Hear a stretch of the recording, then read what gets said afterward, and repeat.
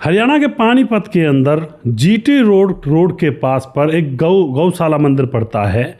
उस गौशाला मंदिर में लोगों को एक लड़की की लाश मिलती है और उस लाश का चेहरा पूरी तरह से खराब किया हुआ था और चेहरा जलाकर उसको बिल्कुल ऐसा कर दिया था जैसे कि कोई उसका चेहरा पहचान ना पाए। उसके बाद पुलिस को बुलाया जाता है। 5 सितंबर का वह दिन था तो पुलिस भी वहाँ पर आती है, काफ़ी कोशिश करती है पहचानने की, लेकिन जो कत्ल करने वाला कातिल था उसने चेहरे को इतनी बुरी तरह से मिटा दिया था कि ज़्यादातर वह पहचान में नहीं आ रहा था। अब वहीं पर उस लड़की का आधार कार्ड पड़ा हुआ था और उसका कॉलेज का आईडी कार्ड पड़ा हुआ था और उसका मोबाइल भी वहीं पर पड़ा हुआ था। अब तो एक सोचने की बात है कि कोई कातिल किसी का चेहरा मिटाना चाहता है और उसके पास में उसका मोबाइल, आधार कार्ड, आईडी कार्ड वह पड़ा हुआ छोड़कर चला गया। इतना तो शायद बेवकूफ़ आज की दुनिया में कोई नहीं है। तो पुलिस को यहाँ से शक हो जाता है कि मामला शायद हो सकता है कोई और है, मगर फिलहाल तो जांच पड़ताल करनी थी, केस को आगे बढ़ाना था। पहले तो इधर उधर के लोगों से पहचान करवाया लेकिन कोई भी पहचान नहीं पाता है। तो उसके बाद जो पुलिस होती है आधार कार्ड और उस फ़ोन नंबर और फ़ोन की वजह से और आईडी कार्ड की वजह से लड़की का पता निकाल कर उसके घर वालों को पुलिस बुला लेती है। और घर वालों को जैसे बुलाया जाता है तो घर वाले जो होते हैं लाश को देख करके वे पहचान नहीं पा रहे थे, मगर लड़की ने जो कपड़े पहने हुए थे वो उनकी बेटी ज्योति के ही थे। तो वह कन्फर्म कर लेते हैं कपड़ों को देख करके कि यह हमारी ही बेटी ज्योति है। और उसके बाद जो पुलिस होती है उस लाश का पोस्टमार्टम करवाती है और उसके बाद उस लाश को उसके माँ बाप के हवाले कर दिया जाता है।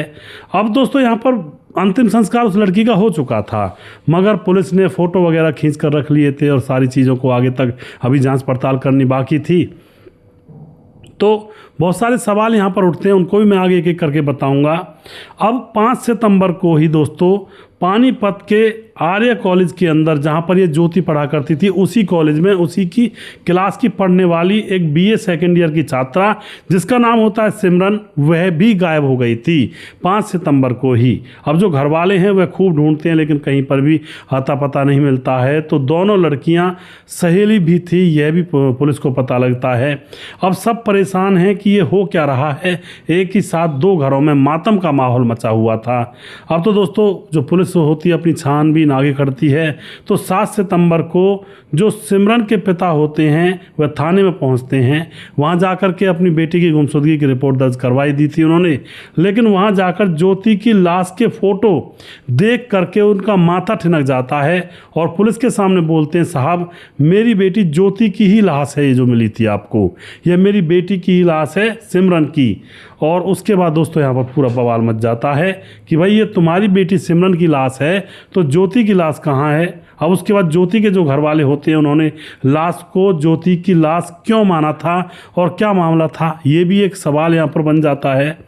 अब दोस्तों यहाँ पर एक और नया खुलासा होता है कि 5 सितंबर को ही पानीपत का रहने वाला कृष्ण वह भी गायब हो जाता है और वह कृष्ण भी इनका ही दोस्त था और इनकी ही कॉलेज में पढ़ा करता था। अब तो दोस्तों कृष्ण गायब हो जाता है तो ये 3 एक साथ में गायब हुए थे, जिनमें से लड़की की लाश मिल चुकी थी जिसका नाम था सिमरन, और ज्योति और कृष्ण अभी गायब थे, उनकी ना कोई लाश मिली थी ना कोई उनका पता था। तो पुलिस आधा मामला तो समझ चुकी थी लेकिन अभी सबके सामने इस मामले को उजागर नहीं करना चाहती थी। तो अब जो कृष्ण होता है उसके दोस्तों को खंगोला जाता है। तो उसका एक दोस्त मिलता है जिसका नाम होता है मंजीत, और मंजीत से पूछताछ की जाती है कि तुम्हें क्या लगता है कृष्ण कहाँ गया होगा। तो जो मंजीत होता है वह बताता है कि 5 सितंबर को मंजीत ने, मतलब जो कृष्ण होता है उसने मंजीत को गौशाला मंदिर में प्ले की रिहर्सल करने के लिए बुलाया था, क्योंकि कॉलेज था इसमें प्ले हुआ करते थे, नाटक मंडली का काम भी एक तरह से हुआ करता। तो जैसे ही ये प्ले के लिए वहाँ पर जाता है तो मंदिर का वहाँ पर ताला लगा हुआ था। उसी मंदिर की बात कर रहा है जहाँ पर ज्योति की लाश मिली थी, जो भ्रम हो गया था, बाद में वह सिमरन की लाश सिमरन के घर वालों ने पहचानी थी। अब तो ये जो दोस्त होता है इस कृष्ण का, मंजीत, वह बता देता है मैं वहाँ पर गया था लेकिन वहाँ पर तो ताला लगा हुआ था। अब उसके बाद दोस्तों जो पुलिस होती है वह और पूछताछ करती है अड़ोसी पड़ोसियों से। तो काफ़ी मशक्कत करने के बाद और कृष्ण की लोकेशन वगैरह छानबीन करने के बाद पुलिस को एक ऐसी जानकारी मिलती है जो कि बहुत ही महत्वपूर्ण थी। इस केस के लिए। और उसके बाद दोस्तों पुलिस तुरंत पहुंच जाती है शिमला। शिमला के एक होटल के अंदर, यहाँ तक कि कमरा नंबर भी उनको पुलिस वालों को पता लग जाता है। और वहाँ पर जब एक कमरे का दरवाज़ा खटखटाया जाता है तो अंदर से ज्योति दरवाज़ा खोलती है, जिसको मरा हुआ समझ रहे थे। अब तो एकदम से पुलिस चौंक जाती है और उस ज्योति के पीछे कृष्ण आता है अंदर से बाहर, कृष्ण। और अब पुलिस उन दोनों को पकड़ लेती है। पकड़ने के बाद हिरासत में लेती है और अच्छी तरह से उनसे पूछताछ की जाती है। गाड़ी में बिठाकर जब वापस ला रहे थे तो रास्ते में ही बहुत सारी जानकारी पुलिस वालों ने उनसे जुटा ली थी कि बेटा बता दो, अब तो तुम फंस गए हो, अब चाहे कितना भी छुपा लो कोई फ़ायदा नहीं है। तो दोस्तों उनसे जब पूछताछ की जाती है और जो राज उन लोगों ने खोला, उस राज को सुनकर के दोस्तों आपके भी कहते हैं एक तरह से हाथ पांव सुन्न पड़ जाएंगे, क्योंकि ये राज ही ऐसा था। राज कैसा था? ज्योति और कृष्ण एक ही कॉलेज में पढ़ा करते थे और दोनों की दोस्ती होती है और दोनों को एक दूसरे से प्यार हो जाता है। मगर एक कंडीशन, एक परेशानी यहाँ पर ये थी, दोनों अलग अलग जाति के थे। दोनों शादी करने की प्लानिंग बनाते हैं तो ज्योति अपने घर वालों से पूछती है, लेकिन दोस्तों घर वाले ज्योति की शादी से मना कर देते हैं और कहते हैं कि नहीं, वो दूसरी जाति का, तुम उसके साथ शादी कैसे कर सकती हो, तुम पागल तो नहीं हो गई हो। अब तो यहाँ पर जो कृष्ण होता है वह भी समझता है कि मेरे घर वाले भी मना कर देंगे। और फिर दोस्तों यहाँ पर इन दोनों ने सोचा कि हम दोनों को एक साथ रहना है, एक साथ रहने के लिए चाहे कुछ भी करना पड़े। और फिर ये प्लानिंग करते हैं कि हम लोग अगर दुनिया की नज़र में मर जाएं तो दुनिया वाले हमारा क्या कर लेंगे, हम यहाँ से भागकर कहीं शादी कर लेंगे और ज़िंदगी आराम से काटेंगे। अब इसी चक्कर में अपने आप को मरा हुआ साबित करना चाहते थे, तो अब अपनी ही कदकाठी का एक लड़का और एक लड़की चाहिए थी इनको। अब ये जैसे पढ़ा करते थे तो इनके दोस्त थे, एक लड़की थी जो कि सिमरन जिसका नाम होता है, और एक लड़का था जिसका नाम होता है यहाँ पर जो कृष्ण का दोस्त था मंजीत। मंजीत कृष्ण के जैसा लगता था और सिमरन जो इनकी सहेली थी वो ज्योति के जैसी लगती थी कदकाठी में। तो वे पूरी प्लानिंग कर लेते हैं कि भाई इनको रास्ते से हटा देंगे और इस तरह से पेश कर देंगे कि लोग इनकी जगह पर हमें मरा हुआ समझ लेंगे। तो अब यहाँ पर चार लोग इस तरह के एक चक्रव्यूह में चल रहे थे। एक तो ज्योति, उसका प्रेमी कृष्ण, और सिमरन और मंजीत बिना मतलब के बेचारे पढ़ाई लिखाई करने जाते हैं, इनके चक्कर में बिना मतलब के फंस जाते हैं। अब क्या होता है, ज्योति और कृष्ण ये सारे लोग मिल करके कॉलेज के अंदर कोई ड्रामा वगैरह हुआ करता है तो उसका प्ले हुआ करता है, उसकी रिहर्सल भी करनी पड़ती है पहले से, जिससे कि प्ले जब हो तो कोई कमी उसमें ना हो। तो अब ऐसे ही इन दोनों को, सिमरन और मंजीत को जो ज्योति और कृष्ण होते हैं, ये जीटी रोड के पास बने हुए गौशाला मंदिर में प्ले करने के लिए, प्ले की रिहर्सल करने के लिए वहाँ पर बुलाते हैं। अब जो सिमरन होती है वह तो तुरंत वहाँ पर पहुँच जाती है, मगर जो मंजीत लड़का होता है वह कह तो देता मैं आ रहा हूँ, लेकिन उसको कोई काम लग जाता है और फिर वह थोड़ा लेट हो जाता है और देरी से वह वहाँ पर पहुँचता है।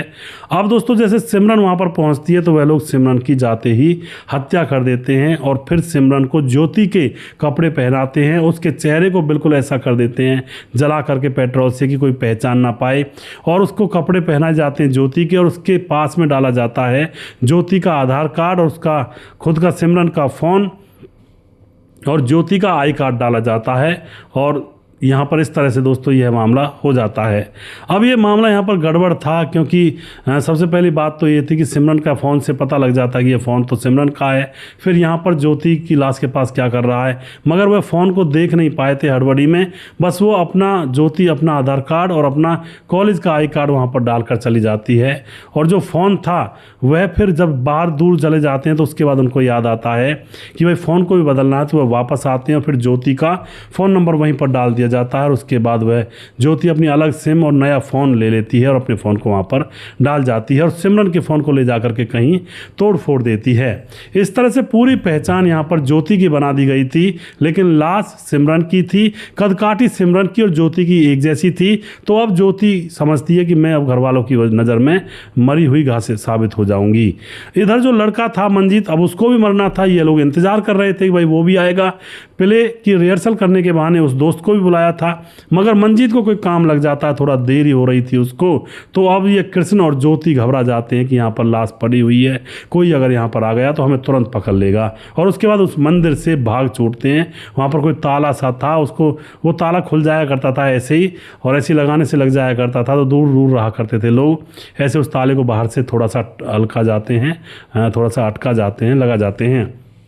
और उसके बाद दोस्तों अब यह जो लड़का होता है मंजीत, यह वहाँ पर पहुँचता है, लेट हो गया था, लेकिन तब तक तो वहाँ पर सिमरन की हत्या करके उसके चेहरे को जलाकर उसको ज्योति के कपड़े पहनाकर मंदिर के पीछे वाले कमरे में डालकर वह लोग भाग चुके थे। और यह अगर टाइम पर आ जाता मंजीत तो इसकी भी हत्या वहाँ पर इसी तरह से कर दी जाती और कृष्ण के आधार कार्ड वगैरह और उसका फ़ोन यहाँ पर डाला जाने वाला था। इस तरह की यह प्लानिंग थी, लेकिन दोस्तों मंजीत बच जाता है देरी होने की वजह से, और यह ज्योति और कृष्ण इनको पकड़ा जाता है। यह अपनी पहचान मिटाकर यह सोच रहे थे कि हमारी जगह पर कोई और किसी और को मार देंगे तो हमारे घर वाले ये समझेंगे कि हम दोनों मर गए हैं, और उसके बाद हम कहीं भी जहाँ चाहे वहाँ पर रह सकते हैं, मज़े से ज़िंदगी गुजार सकते हैं। दोस्तों इन दोनों को पकड़ लिया जाता है, दोनों को उम्र कैद की जेल हो जाती है। और कृष्ण जो होता है इसको पहले से ही यह टीबी का मरीज़ था, तो जेल में जाने के बाद वहाँ पर जो टीबी का इलाज होता है वो प्रॉपर हो नहीं पाता या फिर कोई और मैटर हो जाता है। इसकी जेल के अंदर ही बीमारी के दौरान, और इलाज भी किया था थोड़ा बहुत वहाँ पर किया तो गया था, इसकी तो मौत हो जाती है। और जो लड़की है ज्योति वह अभी पूरे जीवन भर जेल में रहेगी। यानी कि ज्योति ने जिस प्रेमी के लिए वह सारा कांड किया था वो प्रेमी तो टीबी का मरीज निकला, वो तो अपने आप ही मर गया।